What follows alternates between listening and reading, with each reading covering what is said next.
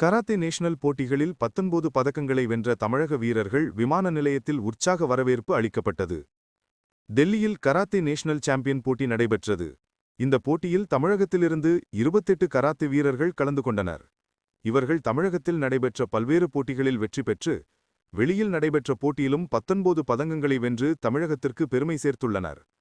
6 தங்கம், 6 வெள்ளி, 6 வெண்கலமாகிய பதக்கங்களை வீரர்கள் வெற்றி பெற்றுள்ளனர்.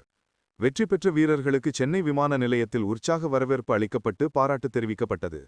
தமிழகத்திலிருந்து கலந்து கொண்ட 28 வீரர்களின் 19 வீரர்கள் பதக்கங்களை வென்றிருப்பது பாராட்டுக்குரியது என்று சமூக ஆர்வலர்கள் வாழ்த்து தெரிவிக்கின்றனர். தமிழக அரசு கராத்தே வீரர்களுக்கு தகுந்த அங்கீகாரத்தை அளிக்க வேண்டும் என்றும் அவர்களுக்கு கோரிக்கை வைத்துள்ளனர்.